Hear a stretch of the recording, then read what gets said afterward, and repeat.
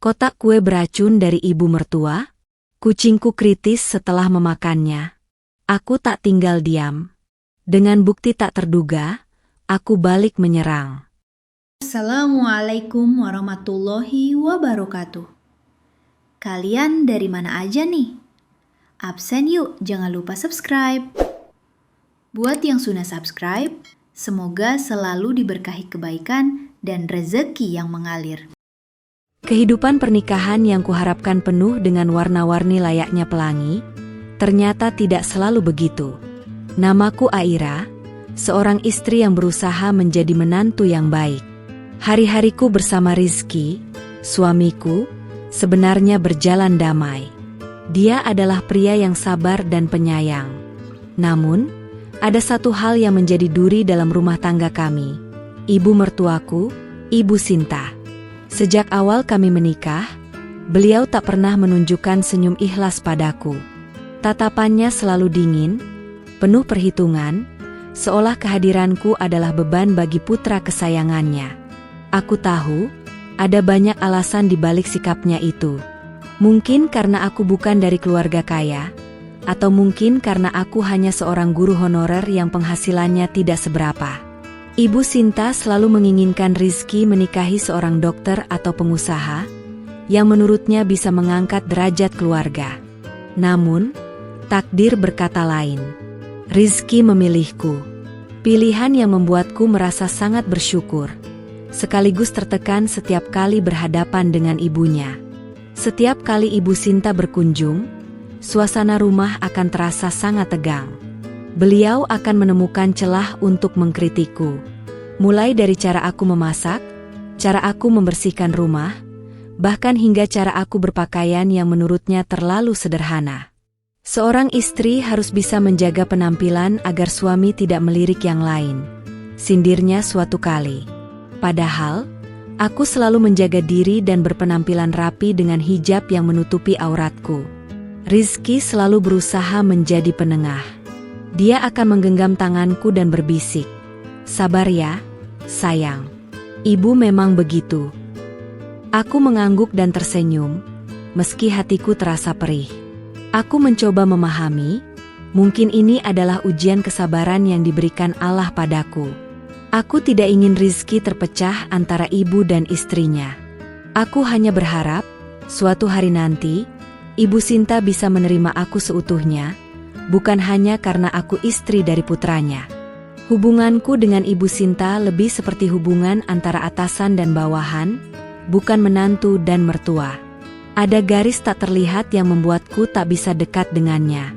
Setiap kali aku berusaha mendekat, beliau akan membangun tembok yang lebih tinggi.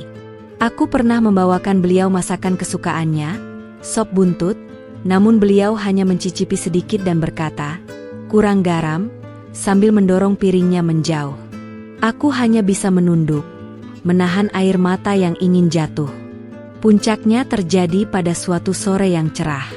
Tiba-tiba saja, seorang kurir datang membawa sebuah kotak kue yang cukup besar. Aku terkejut, karena aku tidak memesan apapun. "Paket dari Ibu Sinta," kata kurir itu sambil menyerahkan kotak itu padaku. Aku membeku. Tidak biasanya Ibu Sinta mengirimkan sesuatu.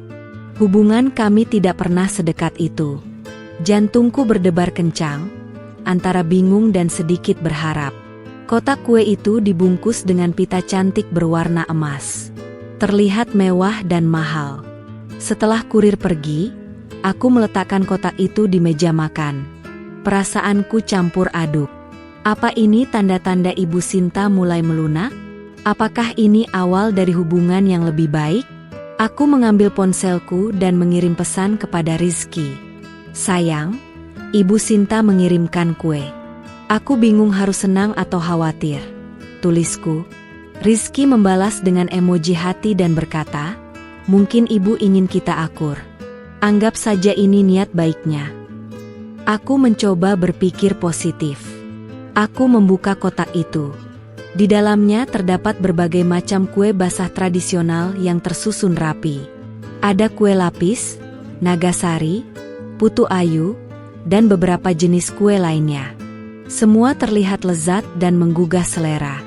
Namun, entah kenapa, mataku terpaku pada satu jenis kue lapis berwarna hijau yang terlihat sangat mencolok. Ada sesuatu yang janggal dari warnanya. Aku mengambil satu potong kue lapis itu, menciumnya, dan tidak ada bau yang aneh. Aku mengamati kue-kue lainnya. Semuanya tampak normal.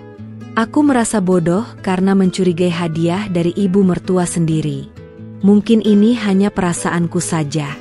Namun, entah kenapa, ada sebuah intuisi yang berteriak di dalam hatiku. Jangan makan kue itu. Perutku terasa lapar. Namun, tanganku tak bisa bergerak untuk mengambil salah satu kue itu dan memakannya. Aku merasa ada kejanggalan. Intuisi ini begitu kuat. Aku tidak bisa mengabaikannya. Akhirnya, aku memutuskan untuk tidak menyentuh kue-kue itu dan menutup kembali kotaknya. Aku akan menunggu Rizky pulang, dan kami akan memakannya bersama. Setidaknya, jika ada sesuatu yang terjadi, kami berdua akan mengalaminya bersama. Aku mengambil kotak itu dan memindahkannya ke dalam lemari di dapur. Aku tidak ingin melihatnya, tidak ingin tergoda. Aku ingin membuang semua pikiran buruk yang menghantuiku. Namun, semakin aku berusaha melupakannya, semakin kuat pula firasatku. Ini bukan hadiah. Ini adalah sesuatu yang lain. Aku mencoba mengalihkan pikiranku dengan membersihkan rumah. Aku menyapu lantai, mengepel, dan menyiram tanaman. Namun, setiap kali melewati dapur, mataku selalu tertuju pada lemari tempat aku menyimpan kotak kue itu. Perasaanku tidak karuan.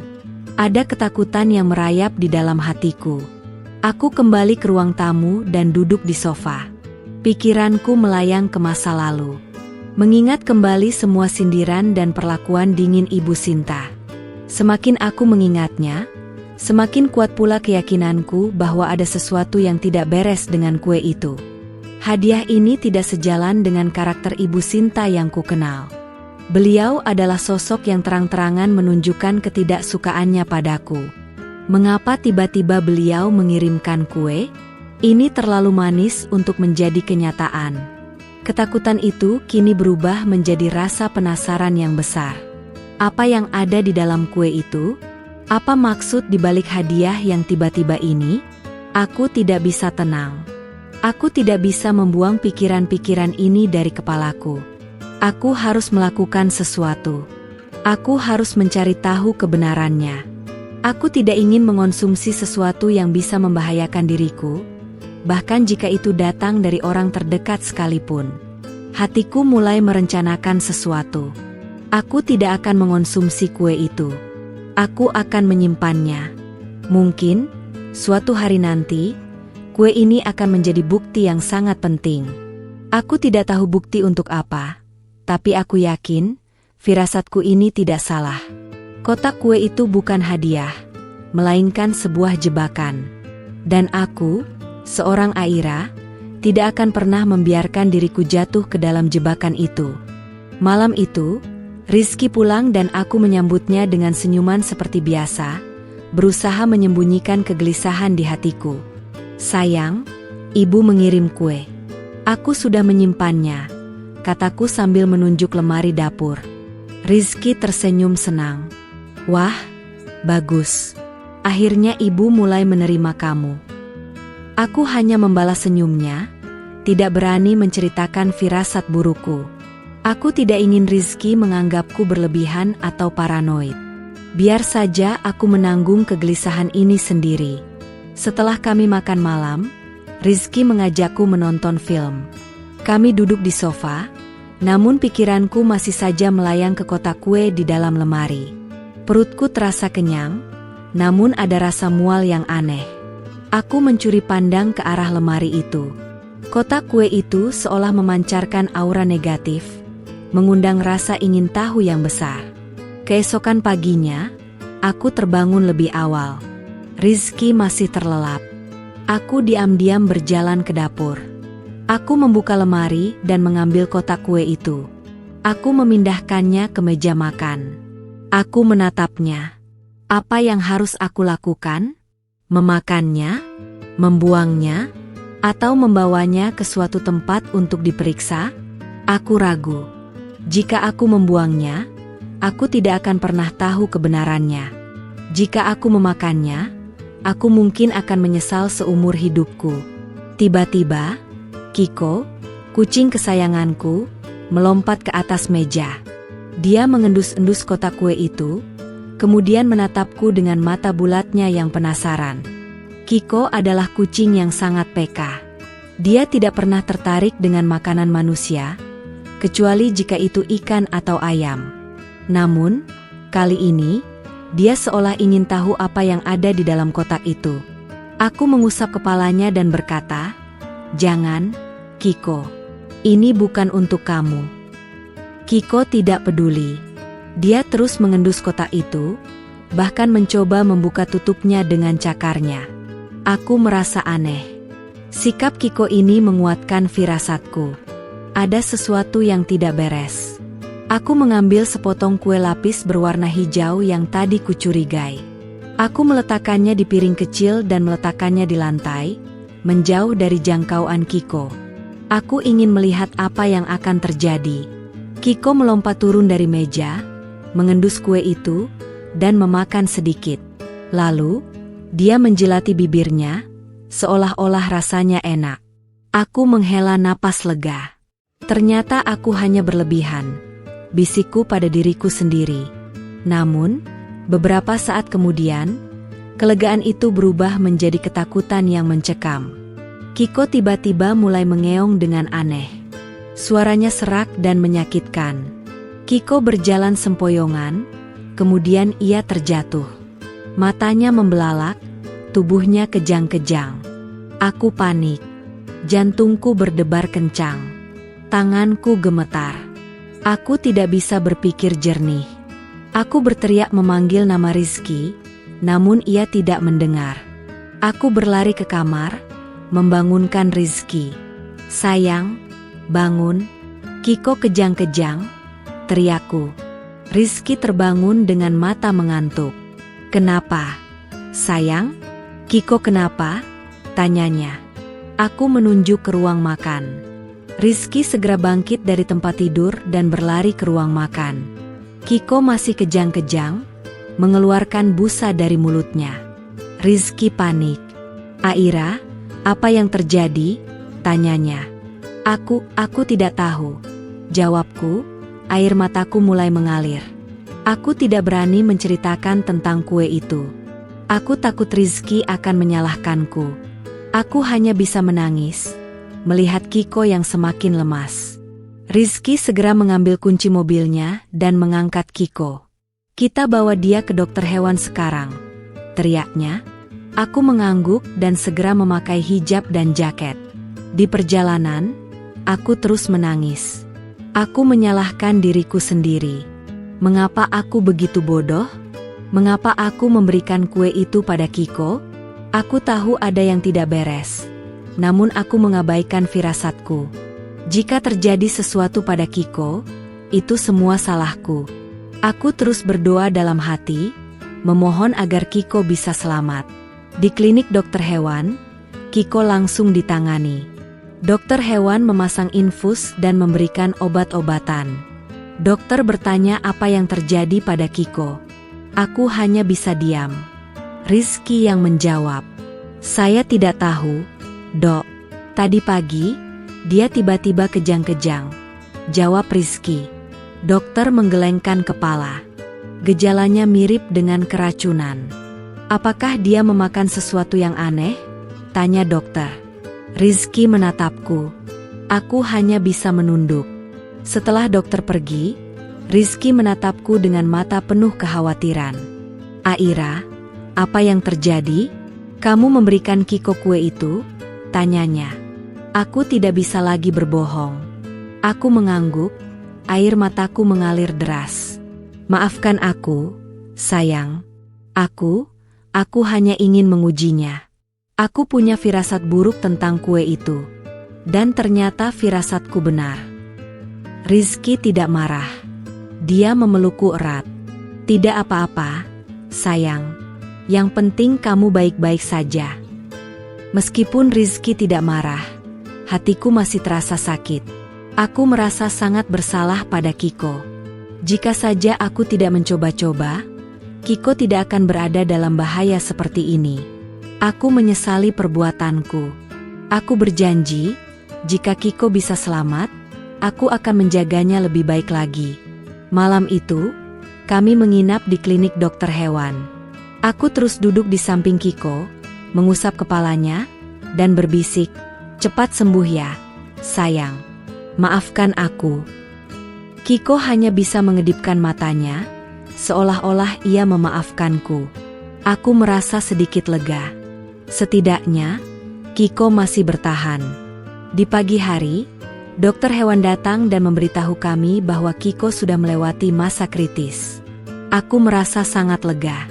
Namun, dokter juga mengatakan bahwa Kiko masih harus dirawat selama beberapa hari. Aku mengangguk dan berterima kasih pada dokter. Rizky dan aku kembali ke rumah. Aku berjalan ke dapur dan mengambil kue yang tadi dimakan Kiko. Aku menatapnya. Ini bukan lagi kue yang lezat, melainkan sebuah senjata yang mematikan. Aku tidak bisa lagi memandangnya sebagai makanan. Ini adalah bukti. Bukti bahwa ibu mertuaku mencoba membunuhku. Aku tidak tahu racun apa yang ada di dalamnya, tapi yang jelas, racun itu sangat berbahaya. Aku tidak bisa lagi menganggap ini sebagai kebetulan. Ini adalah sebuah rencana. Hatiku yang tadinya dipenuhi dengan kesedihan, kini digantikan oleh rasa marah yang membara. Aku tidak bisa lagi hanya diam. Aku tidak bisa lagi hanya bersabar. Ini bukan lagi masalah aku tidak disukai. Ini adalah masalah nyawa. Dan aku, seorang Aira, tidak akan pernah membiarkan diriku disakiti. Aku akan bertindak. Aku akan membuat Ibu Sinta syok dan menyesali perbuatannya. Aku duduk di meja makan, menatap piring kecil berisi potongan kue lapis hijau yang tersisa. Mataku memerah, bukan hanya karena kurang tidur, tapi karena luapan amarah yang kian memuncak. Di samping piring itu, tergeletak remahan-remahan kue lainnya yang berserakan.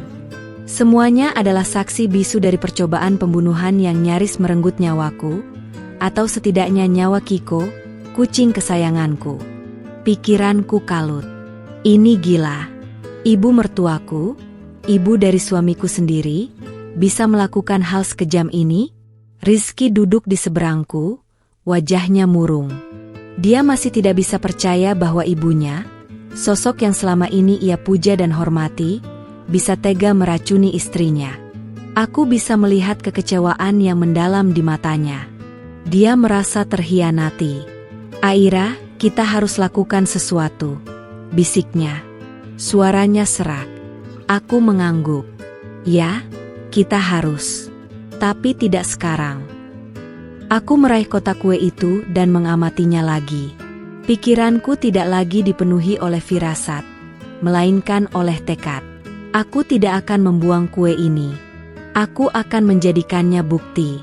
Aku tidak akan membiarkan Ibu Sinta lolos begitu saja. Perbuatannya harus dipertanggungjawabkan. Aku tidak akan membalas dengan cara yang sama. Aku akan membalas dengan keadilan. Aku mengambil sepasang sarung tangan medis dari kotak P3K. Lalu dengan hati-hati mengambil potongan-potongan kue lapis itu dan memasukkannya ke dalam kantong plastik bening. Aku menyisihkan satu potong kecil untuk sampel, dan sisanya aku masukkan kembali ke dalam kotak. Aku tidak ingin ada jejak sidik jari yang mengotori bukti. Rizky menatapku, bingung. "Kita mau kemana?" tanyanya. "Ke laboratorium," jawabku singkat. "Kami pergi ke sebuah laboratorium swasta." Aku tidak ingin pergi ke laboratorium polisi, karena aku tidak ingin masalah ini menjadi besar dan tersebar. Aku ingin menyelesaikan masalah ini secara pribadi, tanpa harus merusak nama baik keluarga Rizky. Aku menyerahkan sampel kue itu kepada petugas laboratorium. "Tolong periksa kandungan yang ada di dalam kue ini," pintaku. "Saya mencurigai ada racun di dalamnya." Petugas itu mengangguk dan mengambil sampel. Hasilnya akan keluar dalam 3 hari, katanya. Aku mengangguk dan berterima kasih. Kami kembali ke mobil. Rizky menatapku. Kamu yakin, Aira?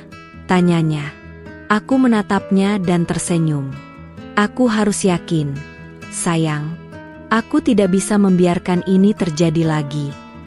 Selama 3 hari itu, kami berdua dilanda kegelisahan. Kami menunggu dengan sabar, sambil terus memantau kondisi Kiko di klinik hewan. Setiap hari, kami mengunjunginya dan memberikan semangat. Kiko semakin membaik, namun ia masih terlihat lemas. Kami bersyukur, karena nyawanya bisa diselamatkan. Hari ketiga, telepon dari laboratorium berdering. Aku segera mengangkatnya. Jantungku berdebar kencang. Ya, halo? Tanyaku. Petugas laboratorium berbicara. Aku mendengarkan dengan seksama. Wajahku memucat. Tanganku gemetar. Aku menutup telepon dan menatap Rizky. Bagaimana? Tanyanya. Aku tidak bisa berbicara. Aku hanya bisa mengangguk. Ya, ada racun di dalamnya. Racun yang sangat mematikan. Rizky terdiam. Dia memelukku erat. Kita harus laporkan ini, bisiknya. Aku menggeleng. Tidak. Kita tidak akan melaporkannya ke polisi. Rizky menatapku, bingung. Lalu kita akan bagaimana? Tanyanya. Aku tersenyum. Kita akan menghadapinya. Kita akan tunjukkan padanya bahwa kita tidak takut. Kami kembali ke rumah. Aku mengambil kotak kue itu dan meletakkannya di meja makan. Aku menatapnya. Ini bukan lagi kotak kue. Ini adalah bom waktu. Aku tidak bisa lagi menunda. Aku harus bertindak. Aku harus menunjukkan pada Ibu Sinta bahwa aku tidak selemah yang ia kira. Aku akan membuat ia syok dan menyesali perbuatannya. Aku mulai memikirkan rencana. Aku akan mengundang Ibu Sinta dan keluarga besarnya ke rumah kami. Aku akan membuat pesta makan malam. Dan di tengah-tengah pesta itu, aku akan mengungkapkan semuanya. Aku akan membuat mereka semua tahu siapa sebenarnya Ibu Sinta. Rizky setuju dengan rencanaku. Dia ingin semua orang tahu kebenaran. Dia ingin ibunya menyadari kesalahannya. Dia ingin semua orang melihat bahwa Ibu Sinta bukanlah sosok yang suci seperti yang mereka pikirkan. Aku menghubungi Ibu Sinta dan mengundangnya makan malam di rumah kami. Ada apa? Tumben sekali kamu mengundang kami. Tanyanya, suaranya terdengar dingin. Tidak ada apa-apa, Bu. Saya hanya ingin membuatkan makan malam untuk ibu dan ayah. Saya ingin kita berkumpul seperti keluarga. Jawabku. Ibu Sinta terdiam sejenak, kemudian ia setuju. Baiklah. Kami akan datang, katanya. Aku tersenyum. Aku tahu, Ibu Sinta pasti curiga. Tapi aku tidak peduli. Aku hanya ingin ia datang. Aku ingin ia melihat bagaimana rasanya berada di posisi yang sama seperti diriku. Aku ingin ia merasa bagaimana rasanya berada di bawah tekanan dan ketakutan. Aku akan membuat ia syok. Aku akan membuatnya menyesal. Dan aku akan membuktikan pada semua orang bahwa aku tidak bersalah. Persiapan makan malam pun dimulai. Aku memasak semua makanan kesukaan Ibu Sinta. Aku ingin ia merasa nyaman. Aku ingin ia merasa bahwa aku adalah menantu yang baik, yang tidak pantas mendapatkan perlakuan kejam seperti itu. Aku ingin ia melihat bahwa aku tidak akan pernah membalas kejahatannya dengan kejahatan. Aku akan membalasnya dengan kebenaran. Malam harinya, Ibu Sinta dan suaminya, Ayah Rizky, datang ke rumah kami. Aku menyambut mereka dengan senyuman. Ibu Sinta menatapku dengan mata curiga. Ia melihat ke sekeliling rumah, mencari sesuatu yang bisa ia kritik. Tapi, ia tidak menemukan apapun. Rumahku bersih dan rapi. Semua makanan sudah siap di meja makan. Aku tersenyum dalam hati. Makan malam berjalan dengan lancar. Kami mengobrol, tertawa, dan bercerita. Aku membuat suasana menjadi sangat nyaman. Ibu Sinta terlihat sedikit rileks. Ia mulai makan dengan lahap. Aku menatapnya. Aku tahu, ia tidak tahu apa yang akan terjadi selanjutnya. Ia tidak tahu bahwa malam ini adalah malam terakhir ia bisa berpura-pura menjadi ibu mertua yang baik. Malam ini adalah malam di mana aku akan menjatuhkannya. Ketika semua orang sudah selesai makan, aku berdeham. Semua mata tertuju padaku. Aku mengambil kotak kue yang tadi kusembunyikan di dalam lemari dan meletakkannya di atas meja. Bu, Ayah, ada sesuatu yang ingin saya tunjukkan, kataku. Wajah Ibu Sinta memucat. Ia menatap kotak kue itu dengan mata membelalak. Ia tahu bahwa permainan sudah berakhir. Melihat wajah Ibu Sinta yang memucat, hatiku merasa sedikit puas. Aku tahu dia sudah bisa menebak apa yang akan terjadi. Namun, dia tidak akan pernah menduga sedalam apa rencanaku ini. Aku tidak akan bertindak gegabah. Aku akan menyingkap kebenaran dengan cara yang paling efektif dan tak terbantahkan. Sambil tersenyum, aku berdeham pelan. Bu, Ayah, suaraku terdengar tenang dan jelas. Saya ingin mengucapkan terima kasih atas kue yang Ibu kirimkan tempo hari. Rizky menatapku, matanya penuh kekaguman. Ia tahu aku sedang memegang kendali. Ayah Rizky, sebaliknya, tampak bingung. Ia melirik Ibu Sinta yang kini menunduk, tidak berani menatap mataku. Ketegangan di ruang makan itu begitu pekat, bisa dirasakan oleh semua orang. Aku melanjutkan, kue-kue ini sangat cantik, tapi sayangnya, kami tidak sempat memakannya. Kecuali satu, Ayah. Aku berhenti sejenak, sengaja membiarkan ketegangan menggantung. Mata Ayah Rizky beralih kepadaku, wajahnya dipenuhi tanda tanya. Satu potong kecil, saya berikan kepada Kiko, kucing kesayangan kami, kataku. Beberapa menit setelah memakannya, Kiko kejang-kejang dan mengeluarkan busa dari mulutnya. Kami membawanya ke dokter hewan dan untungnya, nyawanya bisa diselamatkan. Ibu Sinta mengangkat kepalanya, matanya membelalak. Aira, kenapa kamu tega memberikan kue itu pada kucing? Teriaknya. Rizky segera menengahi. Bu, jangan memutarbalikkan fakta. Aira melakukannya karena ia punya firasat buruk tentang kue itu. Dan firasatnya benar. Rizky membela. Ayah Rizky masih terdiam, namun tatapannya kini berubah menjadi curiga terhadap istrinya. Aku mengambil hasil tes laboratorium dari tas tanganku dan meletakkannya di atas meja. Saya tidak ingin menuduh siapapun, Bu, kataku dengan suara lembut namun tegas. Tapi, setelah Kiko hampir meninggal, saya membawa sampel kue ini ke laboratorium swasta. Dan ini hasilnya, Bu. Ibu Sinta mengambil lembaran kertas itu dengan tangan gemetar. Ia membaca isinya. Wajahnya semakin pucat. Ia menatapku, matanya penuh kebencian dan ketakutan. Ini tidak mungkin, bisiknya. Ini fitnah. Kamu ingin menghancurkan nama baikku. Ia mencoba membela diri, namun suaranya terdengar tidak meyakinkan. Ayah Rizky mengambil kertas itu dari tangan istrinya. Ia membacanya dengan seksama.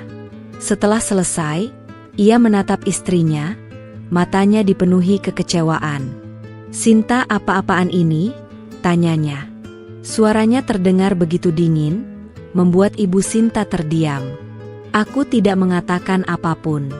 Aku membiarkan mereka berdua menyelesaikan masalah mereka sendiri. Aku tidak ingin ikut campur. Aku hanya ingin menunjukkan kebenaran. Dan kebenaran itu sudah ada di depan mata mereka. Rizky mengambil tanganku dan menggenggamnya erat. Ia memberiku senyuman, seolah berkata, "Kamu sudah melakukan yang terbaik." Ibu Sinta masih berusaha membela diri. Ia mencoba menyangkal, namun tidak ada yang percaya padanya. Bukti sudah terlalu kuat. Ayah Rizky menghela napas. Sinta, kita pulang. Kita akan bicarakan ini di rumah. Ibu Sinta tidak berani menolak. Ia hanya bisa mengangguk. Matanya menatapku dengan penuh dendam. Mereka berdua pergi. Tinggallah aku dan Rizky di ruang makan yang kini terasa sunyi. Kami tidak berbicara. Kami hanya duduk, meresapi semua yang telah terjadi. Aku merasa lega, namun juga sedih. Aku tidak menyangka bahwa masalah ini akan menjadi sebesar ini. Aku tidak menyangka bahwa aku harus menghadapi hal sekejam ini. Rizky memelukku erat. Maafkan ibu, sayang, bisiknya.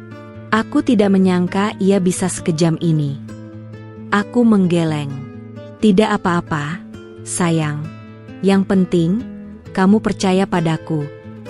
Rizky mengangguk. Selalu. Aku selalu percaya padamu. Aku tahu, setelah kejadian ini, hubungan kami dengan Ibu Sinta tidak akan pernah sama. Tapi, aku tidak peduli. Yang terpenting, aku sudah membela diriku. Aku sudah membuktikan bahwa aku tidak bersalah. Aku sudah menunjukkan pada Ibu Sinta bahwa aku bukan wanita lemah yang bisa ia injak-injak.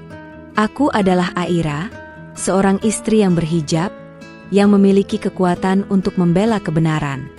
Malam itu, aku tidak bisa tidur. Pikiranku terus melayang ke Ibu Sinta. Apa yang akan terjadi padanya? Apakah ia akan menyesali perbuatannya? Apakah ia akan meminta maaf padaku? Aku tidak tahu. Tapi, satu hal yang pasti, aku sudah mengambil langkah pertama. Aku sudah membalasnya dengan cara yang paling efektif. Aku sudah membuatnya syok. Dan aku yakin, ia akan menyesali perbuatannya. Aku tersenyum dalam hati. Akhirnya, aku bisa tidur nyenyak. Aku tidak perlu lagi khawatir dengan kotak kue itu. Kotak kue itu sudah menjadi bukti yang sangat penting. Bukti bahwa aku tidak bersalah. Bukti bahwa aku adalah seorang wanita yang kuat. Beberapa hari setelah kejadian makan malam yang tegang itu, keheningan menyelimuti rumah kami. Rizky tampak lebih murung dari biasanya, dan aku tahu ia sedang memikirkan hubungannya dengan ibunya. Aku membiarkannya merenung, memberi ruang untuknya mencerna kenyataan pahit bahwa ibunya tega merencanakan kejahatan terhadapku. Suatu sore, saat aku sedang menyiram tanaman di teras, aku melihat sebuah mobil taksi berhenti di depan rumah. Keluarlah Mbak Siti, asisten rumah tangga Ibu Sinta yang biasanya mengantarkan barang. Wajahnya terlihat pucat dan gugup. Aku menghampirinya. "Mbak Siti, ada apa?" tanyaku. Mbak Siti menunduk, tidak berani menatap mataku. "Maafkan saya, Mbak Aira," bisiknya, suaranya bergetar. "Ada yang ingin saya sampaikan." Aku menyuruhnya masuk. Kami duduk di ruang tamu. Aku membuatkannya teh hangat untuk menenangkan dirinya.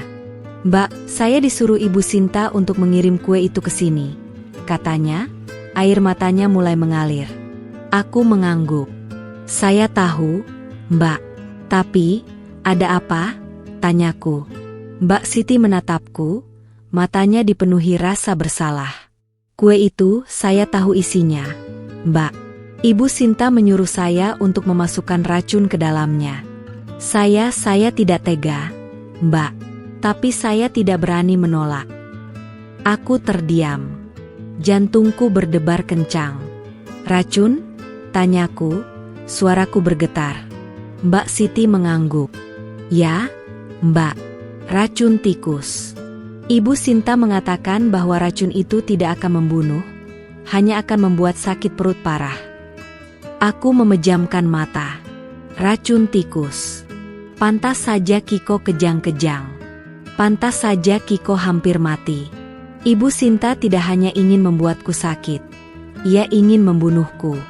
Aku mengambil tangan Mbak Siti. "Mbak, terima kasih sudah memberitahu saya," kataku. "Mbak tidak salah. Mbak hanya diperintah." "Saya mengerti." Mbak Siti menangis.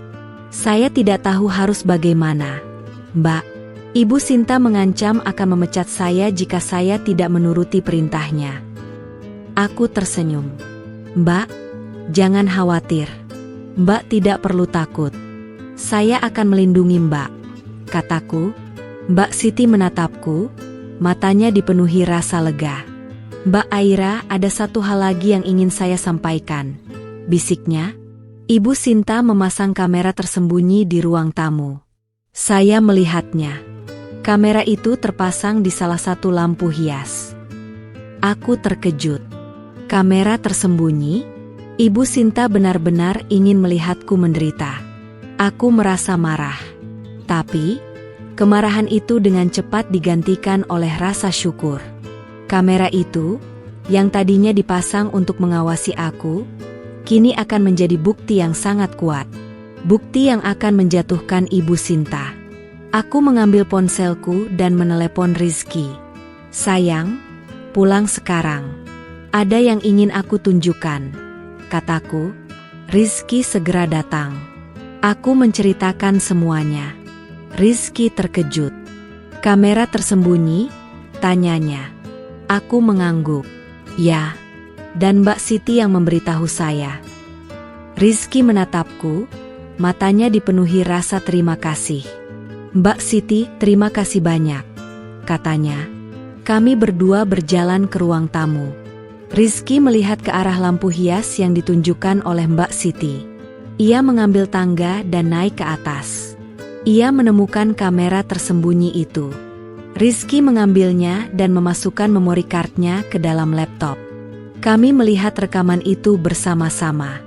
Rekaman itu menunjukkan Ibu Sinta sedang berbicara dengan Mbak Siti. "Ingat, Siti, masukkan racun ini ke dalam kue itu. Jangan sampai ada yang tahu," kata Ibu Sinta, suaranya terdengar dingin. Aku dan Rizky saling menatap. Wajah kami berdua memucat. Bukti sudah terlalu kuat. Kami tidak bisa lagi menyangkal. Ibu Sinta benar-benar berniat membunuhku. Aku tidak bisa lagi menahan air mataku. Aku menangis. Rizky memelukku erat. "Maafkan Ibu, sayang," bisiknya. "Aku akan membela kamu. Aku akan membuat Ibu menyesali perbuatannya." Aku mengangguk. Aku tahu, setelah kejadian ini, hubungan kami dengan Ibu Sinta tidak akan pernah sama. Tapi, aku tidak peduli. Yang terpenting, aku sudah membela diriku. Aku sudah membuktikan bahwa aku tidak bersalah. Aku sudah menunjukkan pada Ibu Sinta bahwa aku bukan wanita lemah yang bisa ia injak-injak. Aku adalah Aira, seorang istri yang berhijab, yang memiliki kekuatan untuk membela kebenaran. Malam itu, aku tidak bisa tidur. Pikiranku terus melayang ke Ibu Sinta. Apa yang akan terjadi padanya? Apakah ia akan menyesali perbuatannya? Apakah ia akan meminta maaf padaku? Aku tidak tahu. Tapi, satu hal yang pasti, aku sudah mengambil langkah pertama. Aku sudah membalasnya dengan cara yang paling efektif. Aku sudah membuatnya syok. Dan aku yakin, ia akan menyesali perbuatannya. Aku tersenyum dalam hati. Akhirnya, aku bisa tidur nyenyak. Aku tidak perlu lagi khawatir dengan kotak kue itu. Kotak kue itu sudah menjadi bukti yang sangat penting. Bukti bahwa aku tidak bersalah. Bukti bahwa aku adalah seorang wanita yang kuat. Rizky dan aku memutuskan untuk tidak menunggu lagi. Kami tahu kami harus bertindak. Kami menghubungi ayah Rizky, suamiku, dan memintanya untuk datang ke rumah kami. Kami juga meminta ayah untuk mengundang Ibu Sinta. Awalnya, ayah Rizky ragu, namun setelah mendengar suara Rizky yang bergetar, ia akhirnya setuju. Sore itu, mereka datang. Ayah Rizky terlihat tegang. Ia tahu ada sesuatu yang tidak beres. Ibu Sinta, sebaliknya, terlihat tenang. Ia mencoba bersikap seolah-olah tidak ada yang terjadi. Ia tersenyum padaku, namun matanya tetap dingin. Aku membalas senyumnya, namun hatiku terasa sakit. Aku tahu, ia hanya berpura-pura. Kami duduk di ruang tamu. Aku menyajikan teh hangat. Suasana terasa sangat canggung. Akhirnya, Rizky memecah keheningan. "Ayah, Ibu, ada sesuatu yang ingin kami bicarakan," katanya. Ayah Rizky mengangguk. "Silakan, Nak." Rizky menatapku, lalu ia mengambil napas dalam-dalam. "Bu, mengapa Ibu mengirim kue itu kepada Aira?" tanyanya. Wajah Ibu Sinta memucat. "Kue? Kue apa? Kamu menuduh Ibu?" teriaknya, mencoba memutarbalikkan fakta. Ayah Rizky menatapnya, matanya dipenuhi kekecewaan. "Bu, jangan bohong. Kami tahu semuanya," teriak Rizky. Ibu Sinta tertawa sinis. "Kamu percaya pada istrimu, Nak? Dia hanya ingin menghancurkan hubungan kita. Dia ingin kamu membenciku." Ayah Rizky menghela napas. "Sinta, jangan berbohong. Aku tahu kamu yang mengirim kue itu." Ibu Sinta menatap suaminya. "Kenapa kamu membela dia? Yah, dia yang memfitnahku. Dia yang ingin menghancurkan keluarga kita," teriaknya. Rizky menatapnya dengan mata marah. "Bu, Aira tidak berbohong. Kami tahu Ibu yang meracuni kue itu," teriaknya. Ibu Sinta terdiam. Wajahnya memucat. Ia tidak bisa lagi membela diri. Aku mengambil laptopku dan membukanya. Aku memutar video yang tadi kulihat. Video itu menunjukkan Ibu Sinta sedang berbicara dengan Mbak Siti. "Ingat, Siti, masukkan racun ini ke dalam kue itu. Jangan sampai ada yang tahu," kata Ibu Sinta, suaranya terdengar dingin. Semua mata tertuju pada layar laptop. Ayah Rizky terkejut. Ia menatap istrinya, matanya dipenuhi kemarahan. Ibu Sinta menunduk, tidak berani menatap mata suaminya. Ia tidak bisa lagi menyangkal. Bukti sudah terlalu kuat.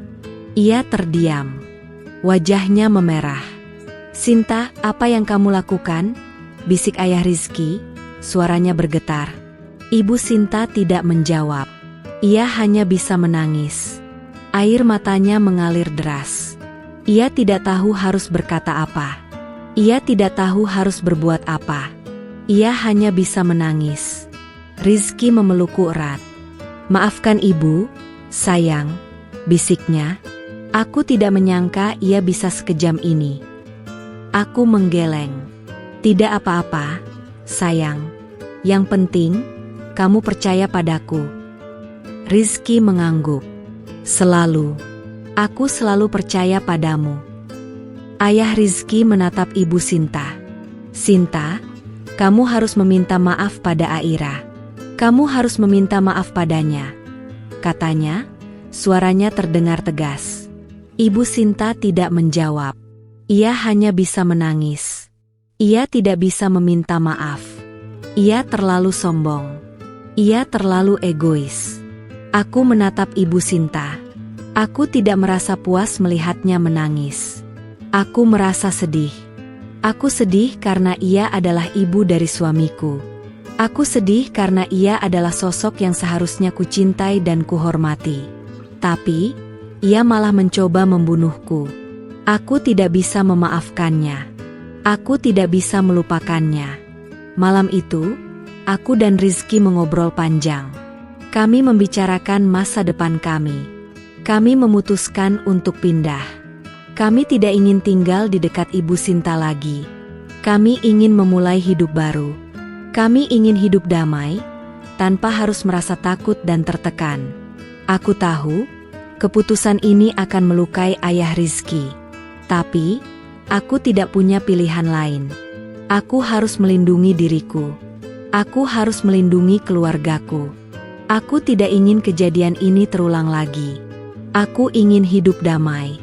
Dan aku akan melakukan apapun untuk mendapatkan kedamaian itu. Setelah pengakuan Mbak Siti dan bukti rekaman yang jelas, drama di tengah keluarga memuncak. Rizky dan aku tidak menunggu lagi. Kami menghubungi ayah Rizky dan memintanya datang ke rumah kami, bersama dengan ibu mertuaku. Ayah Rizky datang dengan wajah tegang, Sementara Ibu Sinta tampak tenang, seolah tidak ada yang terjadi. Kami duduk di ruang tamu. Aku menyajikan teh hangat. Suasana sangat canggung. Akhirnya, Rizky memecah keheningan. "Ayah, Ibu, ada yang ingin kami bicarakan," katanya. Ayah Rizky mengangguk. Matanya menatapku dengan penuh tanda tanya. Rizky mengambil napas dalam-dalam. "Bu, mengapa Ibu mengirim kue itu kepada Aira?" tanyanya. Wajah Ibu Sinta memucat. "Kue? Kue apa? Kamu menuduh Ibu?" teriaknya, mencoba memutarbalikkan fakta. Ayah Rizky menatapnya, matanya dipenuhi kekecewaan.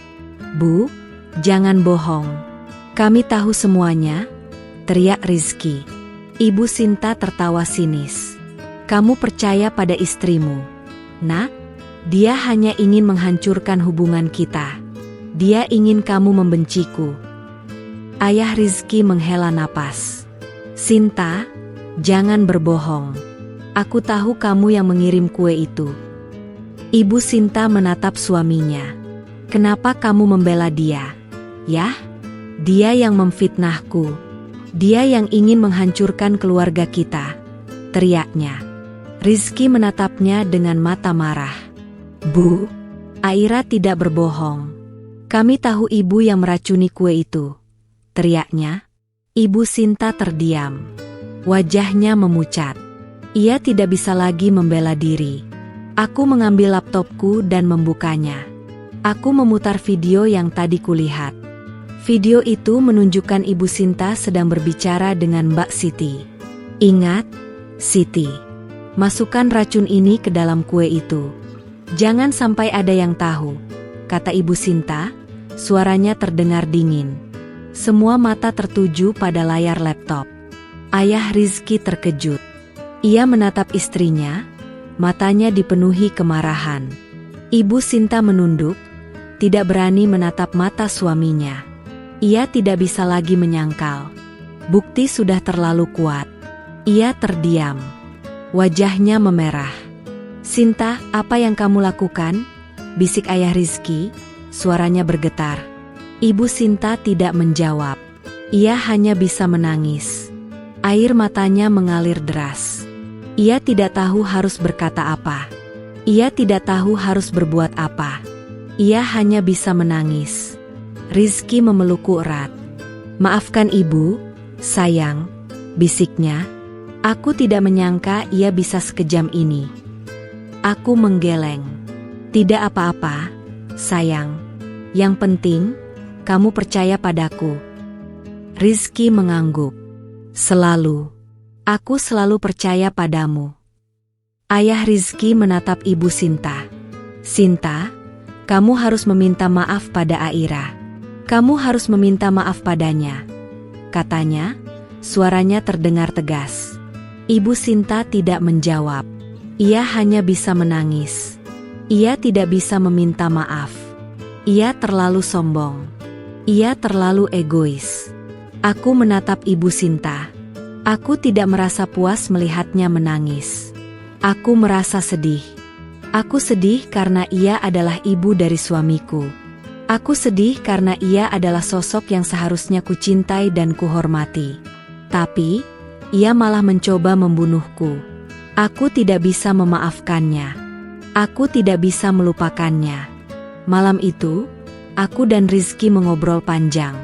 Kami membicarakan masa depan kami. Kami memutuskan untuk pindah.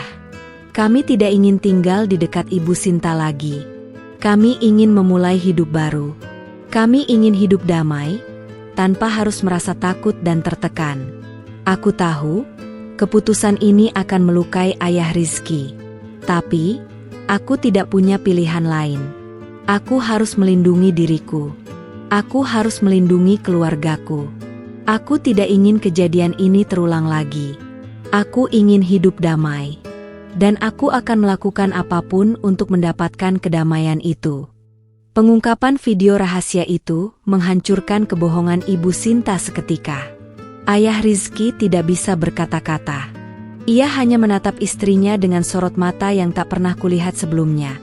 sorot mata penuh kekecewaan, kepedihan, dan rasa malu yang mendalam. Ibu Sinta yang biasanya angkuh dan mendominasi kini hanya bisa tertunduk. Bahunya bergetar menahan tangis. Harga dirinya yang selama ini ia junjung tinggi, runtuh seketika di hadapan suaminya dan putranya sendiri. "Sinta, apa yang kamu lakukan?" tanya ayah Rizky. Suaranya tidak lagi keras, melainkan sangat pelan, seolah ia sedang berbicara dengan orang asing. "Apakah kamu sudah kehilangan akal sehat? Ini bukan lagi soal tidak suka atau cemburu. Ini soal nyawa." Ibu Sinta hanya menggeleng, tak mampu menjawab. Mungkin ia sendiri tidak tahu mengapa ia bisa bertindak sejauh itu. Atau mungkin ia terlalu malu untuk mengakui kebenungannya. Ia hanya bisa menangis terseduh-seduh. Tangisannya yang dulu kulihat sebagai tangisan sandiwara, kini terasa tulus. Namun, ketulusan itu tidak bisa menghapus apa yang telah ia lakukan. Ayah Rizky beralih menatapku. Tatapannya kini penuh rasa bersalah. "Aira, nak, Bapak benar-benar minta maaf. Bapak tidak tahu apa yang ada di pikiran istri Bapak. Kami berdua sangat malu," katanya, suaranya bergetar. Aku hanya bisa mengangguk, tidak bisa berkata-kata. Rizky memegang tanganku erat. "Ayah, kami tahu ayah tidak bersalah. Kami tahu ayah tidak tahu apa-apa," katanya. Ayah Rizky menatap putranya, lalu memeluknya. "Bapak tahu kamu kecewa. Bapak juga kecewa. Tapi Bapak tidak ingin kamu membenci ibu. Ia tetap ibumu," bisiknya. Rizky mengangguk, namun matanya masih memancarkan kekecewaan. Malam itu, keluarga besar Rizky terpecah. Saudara-saudara Rizky datang setelah ayah Rizky menceritakan semuanya. Mereka terkejut. Beberapa dari mereka tidak percaya. Namun setelah melihat bukti video itu, mereka tidak bisa lagi menyangkal. Ibu Sinta yang selama ini menjadi panutan keluarga, kini menjadi aib. Saudara-saudara Rizky menatap Ibu Sinta dengan tatapan dingin. "Tante, kenapa Tante tega melakukan ini?" "Aira itu menantu Tante," kata salah satu sepupu Rizky. Ibu Sinta hanya bisa menangis. Ia tidak bisa membela diri. Ia tidak bisa menjelaskan. Ia hanya bisa menerima semua cacian dan hinaan yang datang padanya. Ayah Rizky mengambil keputusan yang mengejutkan. Ia memutuskan untuk memberikan hukuman pada Ibu Sinta. "Sinta, sampai kamu benar-benar menyesali perbuatanmu, semua kartu kreditmu akan Bapak tarik. Semua uang saku akan Bapak potong. Kamu akan hidup dengan uang seadanya, seperti yang kamu pikir Aira hidup," katanya. Ibu Sinta terkejut. "Ayah, kamu tidak bisa melakukan ini," teriaknya. "Bapak bisa, Sinta. Bapak bisa. Kamu sudah terlalu angkuh. Kamu sudah terlalu sombong. Kamu harus belajar bagaimana rasanya hidup sederhana. Kamu harus belajar bagaimana rasanya hidup tanpa kemewahan," kata ayah Rizky, suaranya terdengar tegas. Ibu Sinta terdiam. Ia tidak bisa lagi membantah. Ia tahu, ayah Rizky tidak akan main-main dengan keputusannya.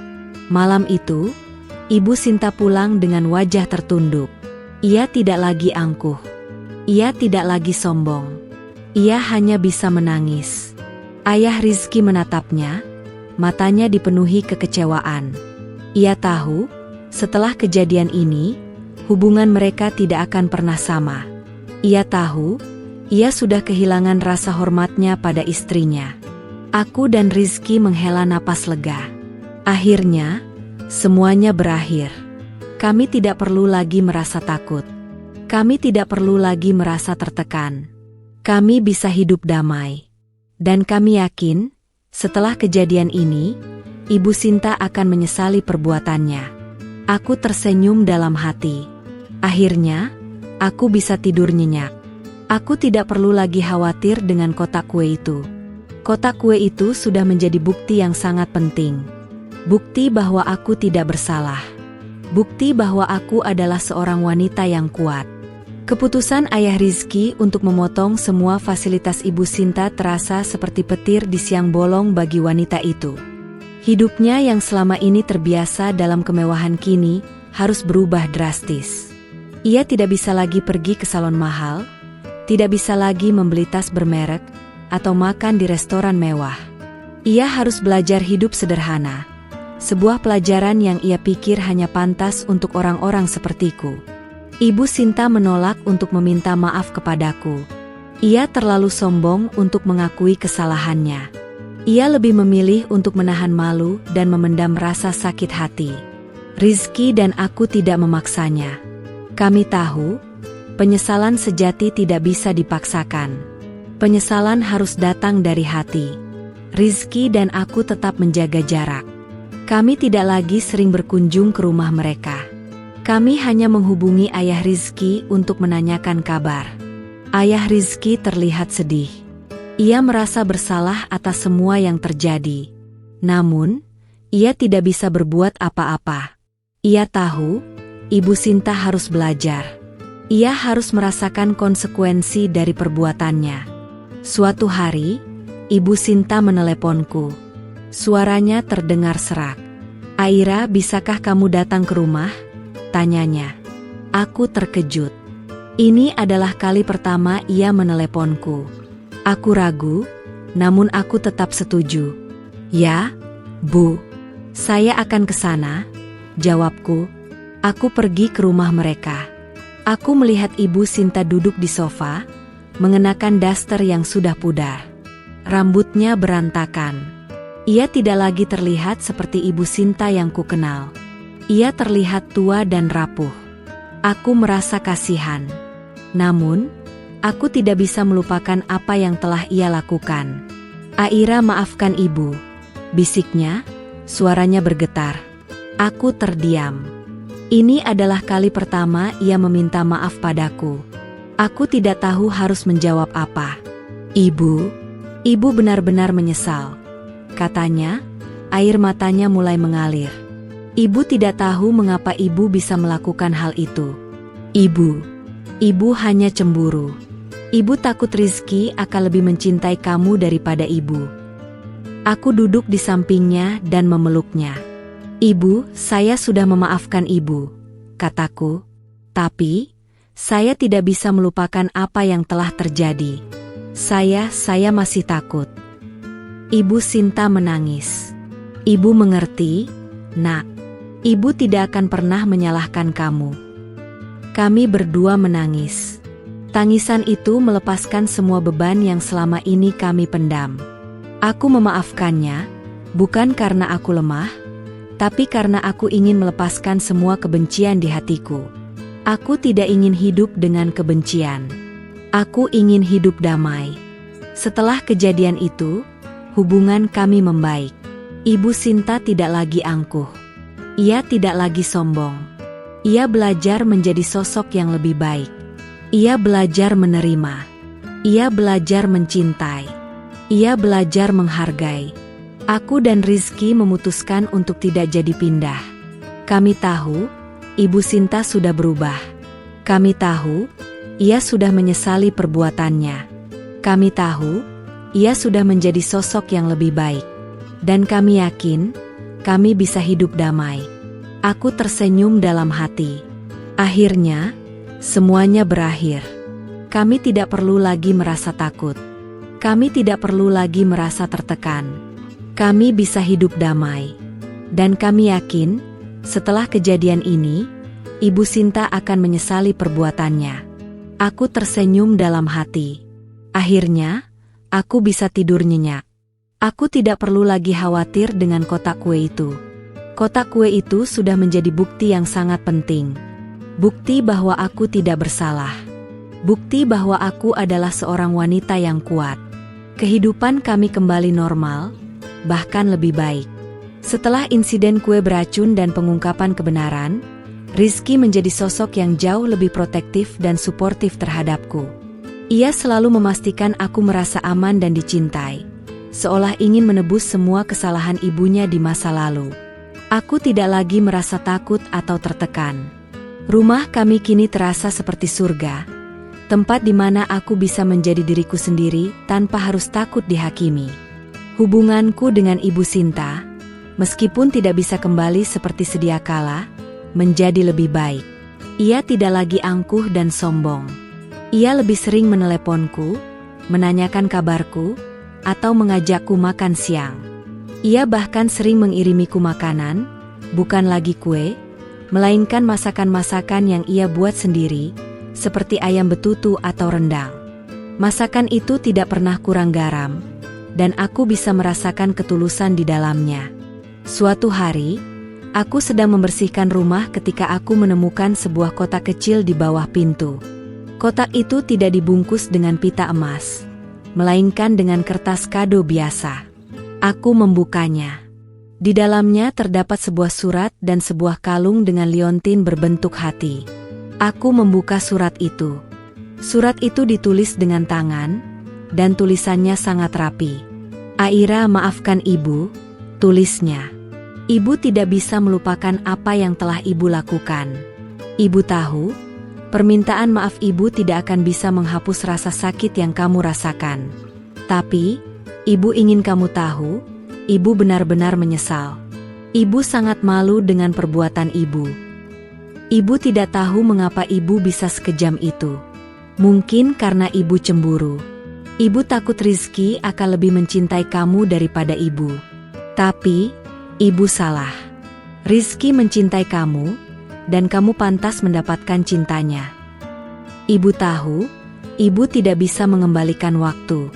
Tapi, Ibu ingin kamu tahu, Ibu akan selalu mendoakan kamu dan Rizky. Ibu berharap kamu bisa hidup bahagia. Dan Ibu berharap kamu bisa memaafkan Ibu. Kalung ini adalah hadiah untukmu. Ibu membelinya dengan uang jajan Ibu sendiri. Ibu tahu, ini tidak seberapa, tapi Ibu harap kamu mau menerimanya. Ini adalah tanda permintaan maaf Ibu yang tulus." Aku membaca surat itu, air mataku mengalir. Aku memeluk surat itu, lalu aku mengambil kalung itu. Kalung itu tidak mahal, namun sangat berarti bagiku. Itu adalah tanda bahwa Ibu Sinta benar-benar menyesali perbuatannya. Ia sudah berubah. Ia sudah menjadi sosok yang lebih baik. Aku memakai kalung itu. Kalung itu terasa nyaman di leherku. Aku tersenyum. Akhirnya, aku bisa melupakan semua kebencian di hatiku. Aku bisa memulai lembaran baru. Aku bisa hidup damai. Dan aku yakin, aku sudah memaafkannya. Malam itu, Rizky pulang dan ia melihat kalung itu di leherku. "Wah, cantik sekali. Siapa yang memberikannya?" tanyanya. Aku tersenyum. "Ibu Sinta," jawabku. Rizky terkejut.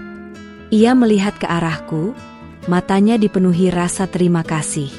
"Syukurlah," bisiknya. "Akhirnya Ibu bisa berubah." Aku mengangguk. Aku tahu, setelah kejadian ini, Ibu Sinta akan menjadi sosok yang lebih baik. Ia akan menjadi ibu mertua yang baik. Dan aku akan menjadi menantu yang baik. Kami akan menjadi keluarga yang harmonis. Kami akan hidup bahagia. Dan kami akan selalu saling mencintai. Novel ini, meskipun dimulai dengan sebuah konflik yang kejam, berakhir dengan sebuah pelajaran tentang pengampunan, penerimaan, dan perubahan. Aku tahu, hidup tidak selalu mudah. Ada banyak rintangan yang harus kita hadapi. Tapi, jika kita memiliki keberanian untuk membela kebenaran, dan hati untuk memaafkan, kita bisa melewati semuanya. Aku tersenyum. Akhirnya, aku bisa tidur nyenyak. Aku tidak perlu lagi khawatir dengan kotak kue itu. Kotak kue itu sudah menjadi bukti yang sangat penting. Bukti bahwa aku tidak bersalah. Bukti bahwa aku adalah seorang wanita yang kuat.